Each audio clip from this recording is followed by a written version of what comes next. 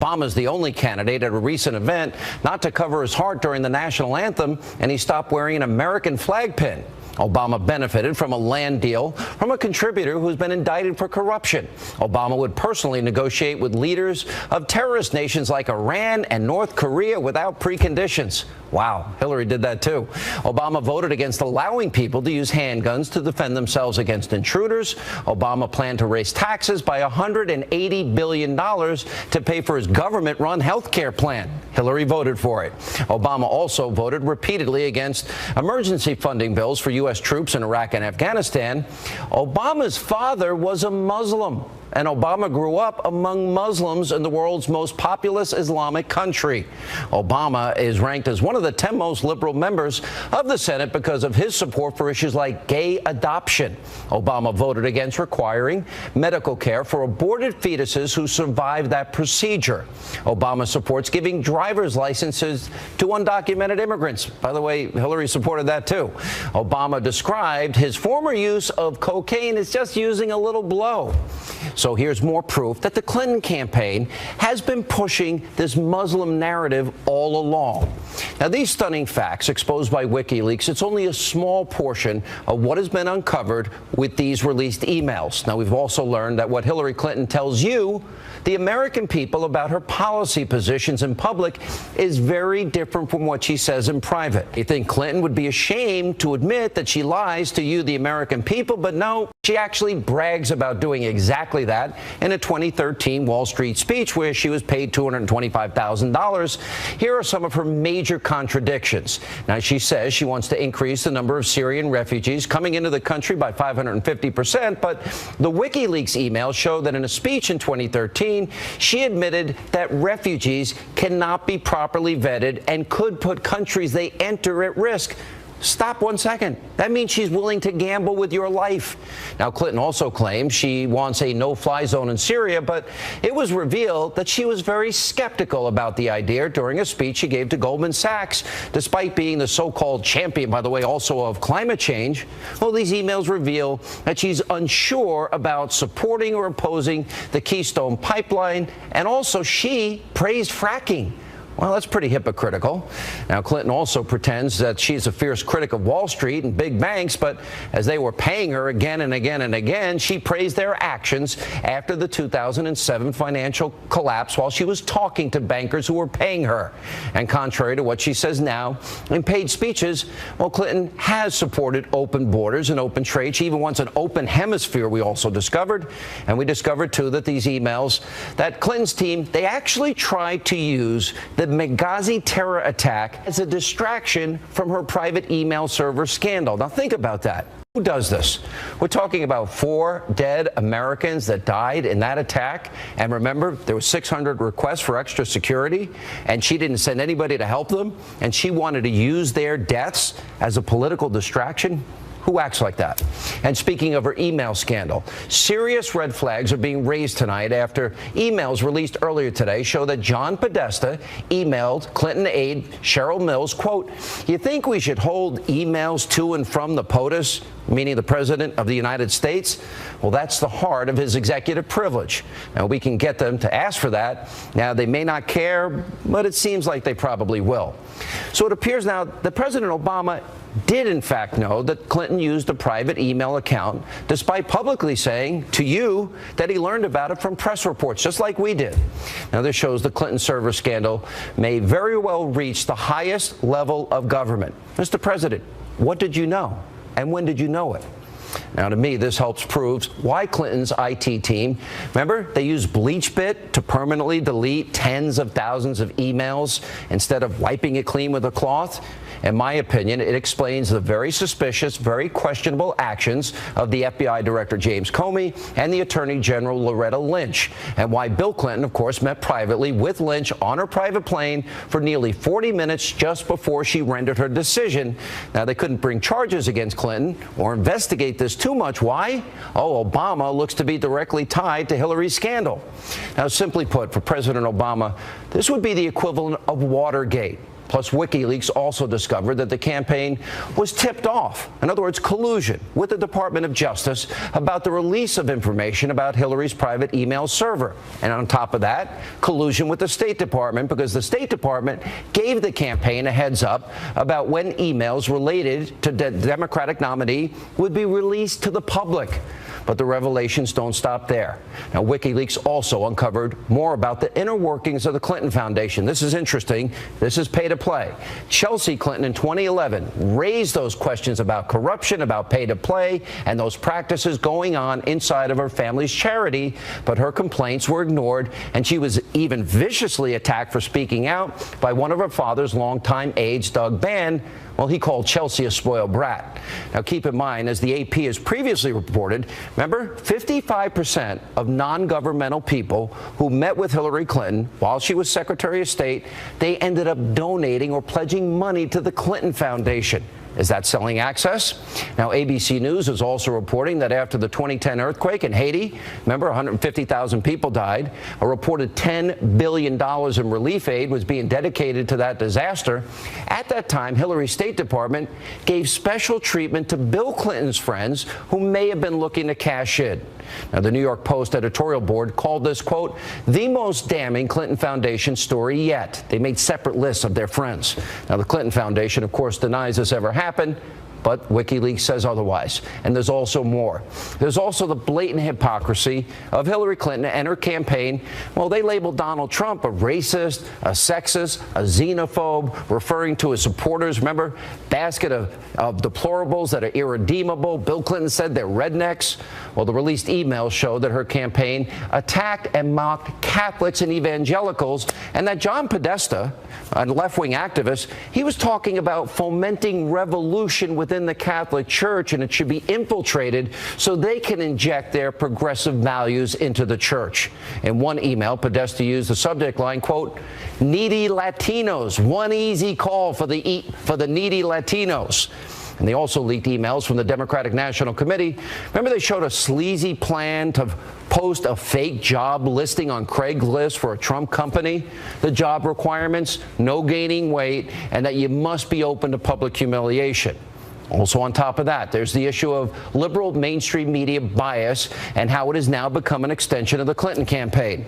Now, since 2008, what have I been telling you? Journalism in America is dead. But back then, the press refused to vet Senator Obama.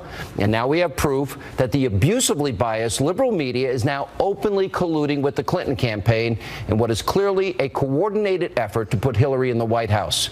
Now, what WikiLeaks found is disturbing. It should be very, very concerning to everybody in this country, because in emails we see that CNBC's John Harwood, remember, he moderated a debate, he offered advice to the Clinton campaign, praised Hillary, and bragged about attacking Trump at a primary debate that he was moderating.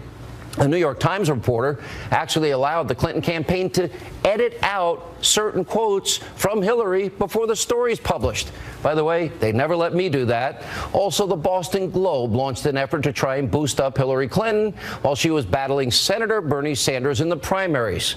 Also, the head of Univision, he pushed Team Clinton to attack Trump even harder on issues like immigration.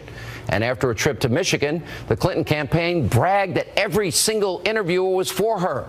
Then over at CNN, Donna Brazile, while working there, appears to have shared a question with the Clinton campaign before a town hall on that very network. Brazile denies it, but the question seems verbatim.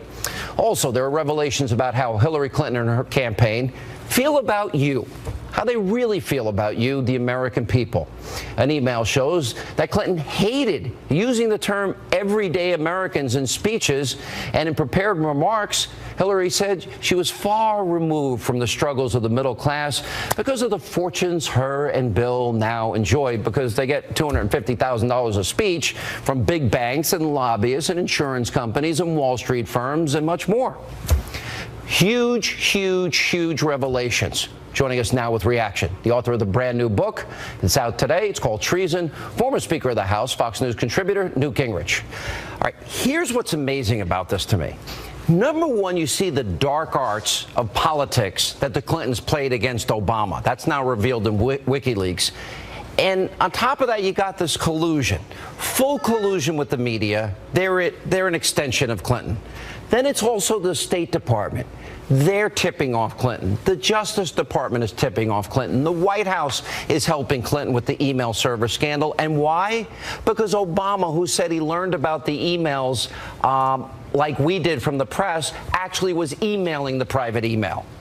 What do you make of all this? And the media, by the way, all they want to talk about is some new woman that made an allegation this late in the game against Donald Trump. Well, look, I think you have to see the whole thing as the same thing. You have so much corruption underway now that, you get $1 million check from a dictatorship in the Middle East as a birthday gift for Bill Clinton. Well, in a healthy society, that'd be considered bribery. You get the richest man in Mexico donating millions of dollars to the Clinton Foundation, while he's also the major stockholder in the New York Times, which just happens to be doing everything it can to protect, Hillary Clinton. Can I just stop you? The $1 million check came from Qatar, a country that allows that its marital rape is legal.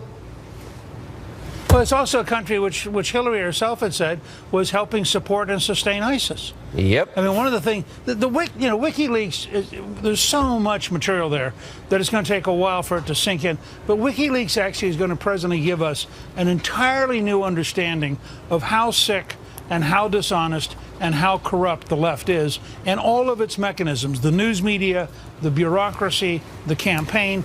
And at the center of it are the Clintons, and Hillary Clinton is the most corrupt candidate ever to run for president of the United States. And you're now seeing detail after detail after detail that it's beyond any reasonable question of the depth of their corruption and what they would bring into the White House. If you look at how the $10 billion was supposed to go to help the Haitians after the last earthquake, and what do we have happen? Yeah. We suddenly had friends of Bill, who came to not people who knew Haiti, not people who had particular skills, but friends of Bill, people who had donated, suddenly got special State Department treatment. This kind of stuff's surfacing now in a way that I suspect the average American over the next week or two is just going to be sickened by the repetitive example of corruption. Do you think it's a coincidence that here we are 25 days out of a campaign, and then all of a sudden, out of nowhere, 6 women come out and make allegations against Donald Trump? 6.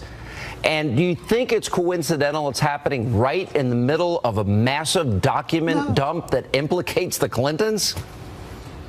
Look, if you're the New York Times or CBS News or the Washington Post, and you're desperately propping up the most corrupt candidate in history, you're going to reach for anything. I think it's actually funny today that the man who was cited by that first woman being on the first-class flight in the airplane 30 years ago actually came out of the woodwork, turns out to be British, said, yes, I was sitting across the aisle, no, she's a total liar. I mean, these things are all going to unravel. But it gives the media a chance for a few days to try to suppress the Trump voter, and I think it makes the polls highly inaccurate because you get 3 or 4 days like this, a lot of voters aren't going to say Donald Trump's name when they're called by a pollster, but they will answer Donald Trump. This is why Rasmussen is very different from some of the polls, because it doesn't require you to tell a person what you're going to do. That's pretty interesting. And I like what you're saying. It took me 10 minutes to outline just the headlines of what is. There's so much here about collusion with the media, collusion with the State Department, collusion with the Justice Department and the White House knowing, and Obama lied, and they're talking about erasing emails that are under subpoena.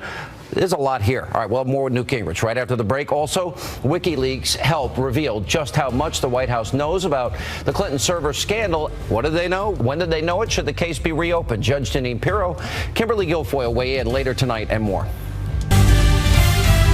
The media is covering up for the Clintons, and there are many crimes against so many people. The WikiLeaks documents show how the media conspires and collaborates with the Clinton campaign, including giving the questions and answers to Hillary Clinton before the debate, okay?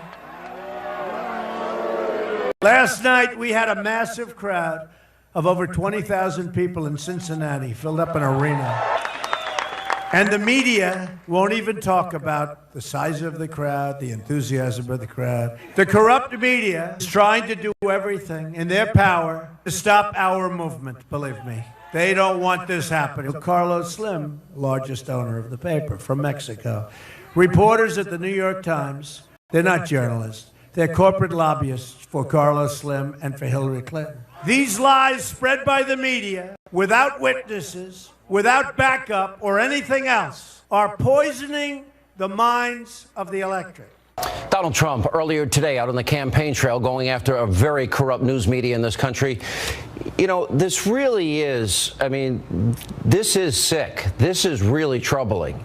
Univision, NBC, CNBC, MSNBC, CNN, the New York Times, the Boston Globe. I mean, every major media group is basically an extension of the Clinton campaign, and it's revealed. I've always said journalism is dead. Now we have the evidence and proof to back up what I've said, but it really puts Donald Trump at a disadvantage. How should he deal with these allegations that are coming up last minute to smear him and get his message out? What should the message be? First of all, Barry Castleman wrote a blog this week in which he said this was literally a media coup d'etat. This was an effort by the media starting last Friday to replace the chosen nominee and destroy the chosen nominee of one of our two major parties. And it was an all-out effort, virtually a lynching by the news media. Now, I think the way you beat that and the way Ronald Reagan beat it, the way we beat it in 1994, is you take a set of key messages that you know will win in the end. I was reminded, John Engler, with the year he won the governorship against the incumbent governor, the Sunday morning before the election, the Detroit Liberal newspaper came out and said that Engler was going to lose by 14 points. 2 days later, he won by 1 point. It's a 15-point spread. And, of course, they were trying to depress Republicans, get them to decide not to vote, get them to stay home. Trump's got to stay big. He's got to go right at Hillary as the most corrupt candidate in history. He's got to go right at Carlos Slim, the amount of money the various Slim organizations have given, paid and speeches given to the foundation, the relationship of Slim and the New York Times. And I love it when the head of the New York Times explains, that there's no real relationship. Right. The richest guy in Mexico, who is your biggest single stockholder, has no real effect on you. Give me a break. The level of dishonesty is breathtaking, and I think you see it in the Washington Post. But it looks like Trump's going to have to do it by himself. I mean, you and I are the only ones that will tell this story.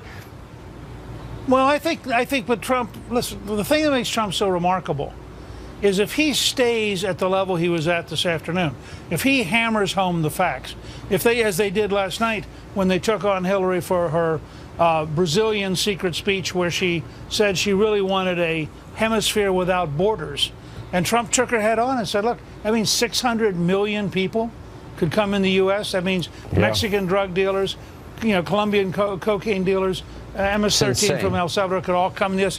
When you get that message out there, and between social media, the giant rallies he has, and remember, you get 20,000 people at a rally, you have 20,000 people on Facebook, you have 20,000 people on Instagram. That's a good point. I mean, I've been at these rallies, so he creates his own mini network everywhere he goes, and it's much more than just the people in the room. It's all of their electronic connection.